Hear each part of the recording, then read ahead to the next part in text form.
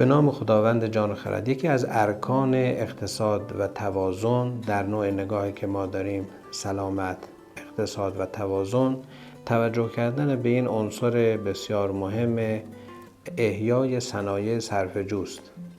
من روزی برای بازدید یک کارخانه ای از برندهای مختلفی که باشون کار میکنم به یکی از کارخانه ها رفتم و در اونجا متوجه شدم که اینها که دارن محصولات پاک تولید میکنن، بخشی از محصولاتشون به عنوان پرت و به عنوان ضایعات مشخص شده و اینها رو در یه محلی دپو کردن. با مدیر اون کارخانه صحبت کردم، گفتم که من از شما یه خواهشی میکنم و اون اینه که از کارخانه شما هیچ ضایعاتی نباید خارج بشه. مدیریت بکنید که هیچ ضایعاتی شما نداشته باشید. اتفاقا اینا در یک بحران مالی هم بودن در اون مقطع و بعد از یک هفته به من گزارش دادن، گفتن که ما از محل فعال کردن و بهره‌وری از ضایعات کارخانه خودمون موفق شدیم که بخش بسیار مهمی از ضررهایی رو که داشتیم جبران کنیم و 2 مرتبه به حالت ایدئال خودمون برگردیم. یک کارگاه خیاطی تقریبا 15 تا 20% بعضا پرت داره. یعنی شما وقتی مثلا 1 تن پارچه خرید میکنی 150 تا 200 کیلوش میره سطل آشغال. ولی خب من باز با راهنمایی خودتون، چون باهاتون در میون میذاشتم و مشورت میکردم که چه بکنم، اومدم یک سری کالاهایی رو به سبد کالا اضافه کردم با این تعریف که نباید پرت های من بره سطل آشغال. اومدم یک سری کالاهایی رو مثلا در آوردم، من باب مثل بعضی از سایزهای مثلا نوزادی، دستکش زنانه، ساق دست، نیمتنه خانم ها. این کار باعث شد پرت کارگاه ما یه چیزی بشه 2 تا 3%. اون 3% هم اومدم همین پرت ها رو دادم در واقع حالت پودری و آسیاب کردم، تبدیل کردیم به لحاف کرسی و همین فرهنگ کرسی رو که بعضی از دوستان توی کشور چیز کردن که جا بندازن، ما اومدیم لحاف کرسی الیاف طبیعی تولید کردیم. صنایعی که دورریز ندارن، صنایعی که ضایعات ندارن، صنایعی که پاک هستن، یعنی از عناصر طبیعت استفاده میکنن، از خورشید، از نیروی باد، از زمین گرمایی، از امواج دریا و موارد از این قبیل، و صنایعی که تمام ذرات خودشون رو خودشون بازیابی میکنن، یعنی دیگه برونداد منفی ندارن، تمام هر آنچه که در پروسه تولید هست رو به کار میگیرن. این صنایع در سلامت، اقتصاد و توازن بسیار نقش کلیدی دارن. اینها باید حتما توسعه داده بشن، باید مورد حمایت باشن. در رسانه ها و در باور عموم بایستی کسانی که این صنایع رو میچرخونن مورد احترام باشن، چون اینها هم به خودشون خدمت میکنن، هم به مواد اولیه خدمت میکنن و هم به زمین خدمت میکنن. و کسی که فعالیتش در این 3 بعد باشه، نشانگر این که این فعالیت سالمیه. شما به نیروگاه‌های خورشیدی نگاه بکنید.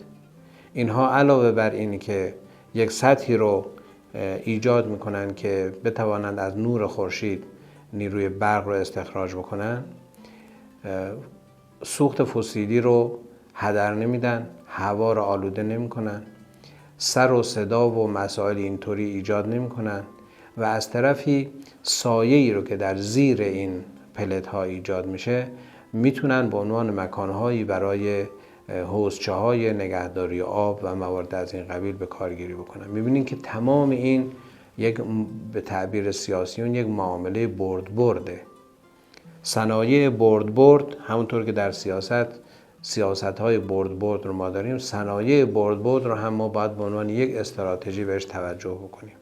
اگر شما میخواید یک صنعتی رو راه اندازی بکنید، حتما اونو برد طراحی بکنید، به گونه‌ای باشه که هیچی برونداد نداشته باشه، از ضایعات خودش بتونه تأمین بکنه بخش‌هایی رو و به طبیعت صدمه نزنه و در کنار صدمه نزدن به طبیعت خدمات رو هم به طبیعت انجام بده و این شدنی است.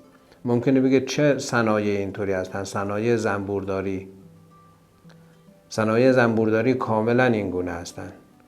اگر زنبورداران و زنبوران نباشن، گرد افشانی دچار مشکل میشه و حیات روی زمین بعد از 5 سال به تعبیر انشتن متوقف میشه. زنبورداری یکی از مهمترین و یکی از کلیدی ترین صنایع روستایی و صنایعی که میتونه برای کشور دو سرسود باشه. خود زنبورها باعث گرده‌افشانی هستند. محصولی که به دست میدن عسل بسیار بسیار محصول فوق‌العاده است. جایگزین خیلی خوبی برای شکر و شیرین کننده ها. فواید دارویی فوق‌العاده‌ای داره و در صنایع مختلف آرایشی و بهداشتی و تغذیه‌ای قابل استفاده است. محصول رو که میدن محصولی که برای همه آدم‌ها با همه تب‌ها با همه مزاج‌ها شفاست. هیچ گونه ضایعات رو به طبیعت نمیدن. صنایع مربوط به برق‌های خورشیدی، انرژی خورشیدی، صنایع مربوط به انرژی باد که در گذشته ایرانیان ازش استفاده می‌کردند. شاید در آسپادهای منطقه نشتیفان ما بیش از 2500 سال سابقه استفاده ایرانیان از نیروی باد رو داریم. این آسیاب‌های بادی توسط باد کار میکنن. استفاده از انرژی پاک 2000 سال پیش در ایران. بعد خیلی جالبه گندمی که از نیروی باد ایرانیان به دست می آوردن، این گندم سالمی است. چرا؟ چون خنکه، در اثر فرایند خرد شدن داغ نشده و بسوزه. اون چیزی که امروزه داره اتفاق میفته در سیلوها و در آسیاب‌های برقی، ولی در آسیاب‌های آبی و در آسیاب‌های بادی این اتفاق نمیفته. یعنی شما هم آلوده نمی‌کنید طبیعت رو، هم آرد خوب به دست میارید، آرد سالم به دست میارید. اینها در واقع صنایع صرفه‌جو هستند، صنایع پاک هستند، صنایع بدون زباله هستند، صنایع بدون پسماند هستند. این صنایع رو بایستی در محور توسعه هر مجموعه تولیدی یا هر مجموعه صنعتی یا هر کشور صنعتی باید مد نظر قرار داد. و امروزه کشورهایی که دارن به سمت این صنایع میرن خیلی پیشتازن و خیلی طبیعت خوبی دارن و محیط‌های دلپذیرتری رو برای زندگی، برای آحاد مردم خودشون آماده کردن. پس من و شما تک تکمون نقش داریم در این مسئله که راهبردمون این باشه که صنایعمون باید صرفه‌جو باشن، صنایعمون باید پاک باشن، صنایعمون باید بهره‌ور باشن، صنایعمون باید بدون پسماند باشن و بدون دخل و تصرف در طبیعت.